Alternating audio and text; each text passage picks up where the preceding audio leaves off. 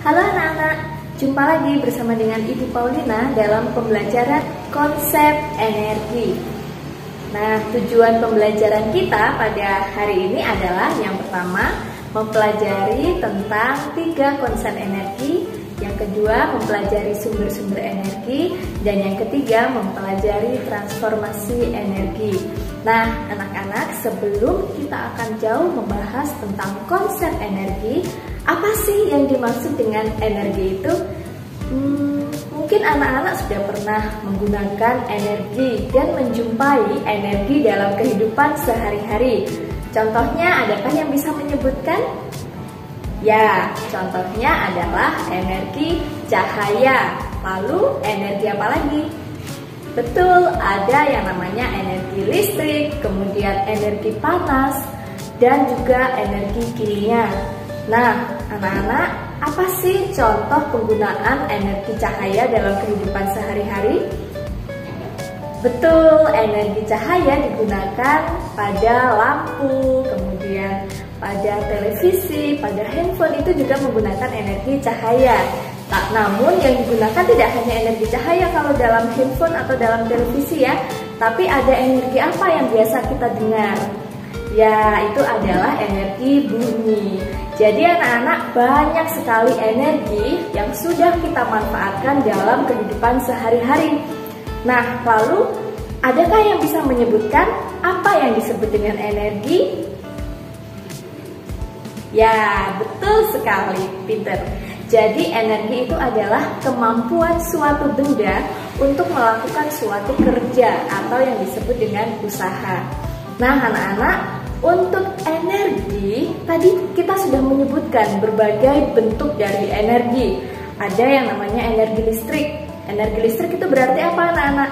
Energi listrik itu berarti energi yang tersimpan di dalam komponen listrik. Kemudian, energi kimia. Apa itu energi kimia? Ya, energi kimia adalah energi yang tersimpan di dalam bahan kimia. Lalu ada juga yang namanya energi potensial. Apa itu energi potensial? Energi potensial adalah energi yang dimiliki oleh suatu benda yang berada pada posisi atau kedudukan tertentu. Nah, contohnya apa ya anak-anak ya kalau energi potensial? Contohnya adalah energi yang tersimpan pada buah kelapa yang masih ada di atas pohon.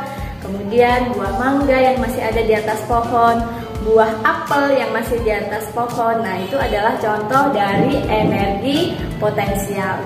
Lalu ada juga yang disebut dengan energi kinetik. Nah, energi kinetik itu apa ya?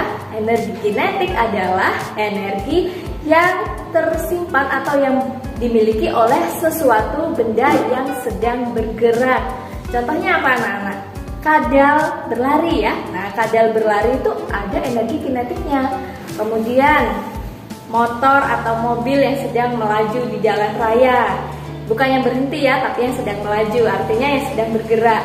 Kemudian seorang anak yang sedang berlari ya, keliling lapangan misalnya seperti itu. Nah, itu adalah contoh dari energi kinetik. Lalu energi-energi tersebut dalam penggunaannya apakah hanya digunakan seperti itu saja, anak-anak? Tidak ya.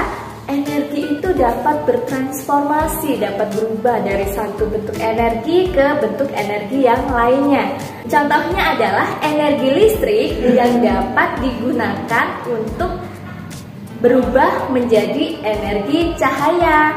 Seperti kalau kita menyalakan lampu ya, menyalakan lampu kemudian lampunya akan menyala. Nah, itu berarti menggunakan energi listrik diubah menjadi energi lampu, energi cahaya. Seperti itu anak-anak ya. Nah, untuk lebih mudah memahami apa yang sudah kita bahas pada hari ini, maka silahkan nanti anak-anak perhatikan percobaan sederhana berikut ini yang sebetulnya bisa anak-anak lakukan di rumah menggunakan alat-alat yang sederhana, buah-buahan yang ada di rumah. Siapa yang suka makan buah?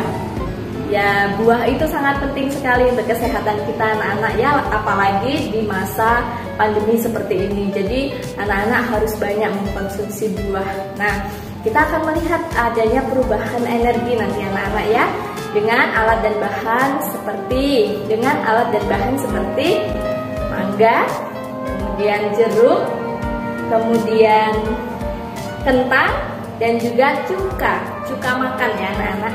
Nah, menggunakan paku kecil dan juga menggunakan uang logam, lalu dihubungkan dengan lampu LED dan juga dihubungkan dengan kawat tembaga. Nah, itu adalah alat-alat sederhana yang dapat anak-anak lakukan di rumah. Namun demikian, perhatikan demonstrasi yang akan Ibu sampaikan pada kesempatan ini supaya anak-anak lebih dapat mengamati dengan seksama. Baik, kita akan melihat demonstrasi berikut ini. Semangat ya anak-anak. Baik anak-anak, ayo kita mulai. Ini adalah alat dan bahan yang bisa kita gunakan, yaitu 3 buah jeruk nipis, pisau, 3 paku sebagai katoda, 3 koin tembaga sebagai anoda, 4 penjepit buaya dan 4 kabel, dan juga lampu LED. Pertama-tama, gunakan pisau untuk membuat celah supaya koin dapat dimasukkan, dan hati-hati anak-anak ya, harus diawasi oleh orang tua karena anak-anak menggunakan pisau berbahaya. Lalu tempatkan koin di celah setengah ke dalam, dan juga tusukkan paku di samping koin ya anak-anak. Jadi posisinya seperti itu. Lalu lilitkan ujung kabel ke paku dengan erat. Jadi ambil satu kabel kemudian lilitkan. Lalu dari yang paku tersebut dihubungkan dengan koin ya. Jadi yang paku dihubungkan dengan koin, kemudian yang koin dihubungkan dengan paku. Dan yang terakhir adalah dari paku dan dari koin dihubungkan ke lampu LED. Dan anak-anak akan bisa melihat apakah lampu LED-nya itu menyala atau tidak.